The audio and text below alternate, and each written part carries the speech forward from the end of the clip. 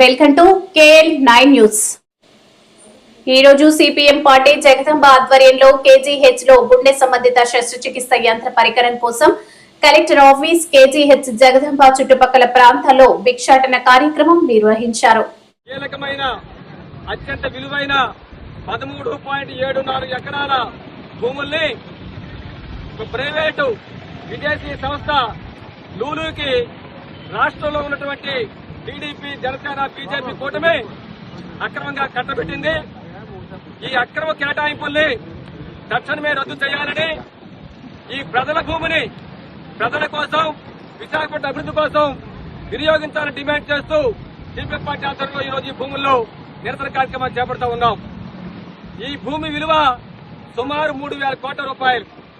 ఎంత దుర్మార్గం అంటే ఒక స్క్వేర్ ఫీటు కేవలం ₹1.50 లీజుకు నిర్ణయించి 99 సంవత్సరాలకి లూలుకి కట్టబెట్టడం కోసం చంద్రబాబు ప్రభుత్వం కూరుకుందంటే చంద్రబాబు గారికి, పవన్ కళ్యాణ్ గారికి, బీజేపీ నేతలకి ప్రైవేట్ సంస్థ అంటే ఎంతో ఇష్టమో దీన్ని బట్టి అర్థమవుతా ఉంది. వీళ్ళకి ఆ విధంగా కేటాయించే హక్కు లేదని చెప్పని మేము స్పష్టంగా చెప్పదలుచుకున్నాం.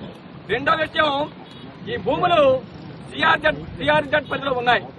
వీటి ఎటువంటి పరిస్థితుల్లో కూడా ప్రైవేట్ వ్యక్తులు దారదత్తం చేయకూడదు. ఇది నిబంధన. ఇది మన విశాఖ తీరంలో అనేక సైనిక కార్యకలాపాలు జరుగుతూ ఉన్నాయి. ప్రతి సంవత్సరం న్యాయమేళ జరుగుతూ ఉంటుంది. దేశ విదేశాల నుంచి అనేక యుద్ధ విమానాలు, షిప్పులు వచ్చి ఈ ప్రాంతంలో విన్యాసాలు చేస్తూ ఉంటాయి. దేశ రక్షణకి తూర్పు నావికాదళం అత్యంత కీలకమైంది. కాబట్టి దీనికి సిఆర్జెడ్ పరిధిలో పెట్టారు. ఈ సిఆర్జెడ్ పరిధిలో ఈ భూములు కూడా భూములకి దారదత్తం చేయడం అని చెప్పారంటే నీకు దేశ భద్రత పట్టదని చెప్పని మేము చంద్రబాబు గారిని, పవన్ కళ్యాణ్ గారిని, బీజేపీ నేతలు ప్రశ్నిస్తున్నాం. మీకు దేశ భద్రత ముఖ్యమైతే, విశాఖపట్నం ప్రజల భద్రత ముఖ్యమైతే ఈ కేటాయింపుల్ని తక్షణమే రద్దు చేయమని చెప్పని మేము డిమాండ్ చేస్తూ ఉన్నాం. జీవీఎంసీ పరిధిలోని భూములు ఇవి ఎటువంటి పరిస్థితుల్లో కూడా ప్రైవేట్ యొక్క దారదత్తం చేయడానికి వీల్లేదు. ప్రజల అభివృద్ధి కోసం కేటాయించాలి. సుప్రీంకోర్టు కూడా గతంలో ఇటువంటి నిబంధనలు రూపొందించింది. అంటే సుప్రీంకోర్టు ఆదేశాలు ఖాతరు చేయవా? సుప్రీంకోర్టు ఆదేశాలు ఖాతరు చేయవు. సిఆర్జెడ్ నిబంధనలు తొంగలో తొక్కుతావు.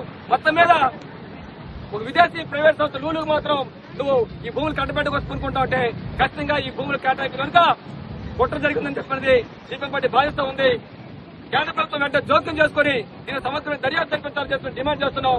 రాష్ట్ర ప్రభుత్వం గాని ఈ భూముల కేటాయింపుల్ని రద్దు చేయకపోతే ఖచ్చితంగా సిపిఎం పార్టీ రాబోయే కాలంలో పెద్ద ఎత్తున ఆందోళన చేస్తుందని చెప్పి మీ ద్వారా హెచ్చరిస్తున్నాం.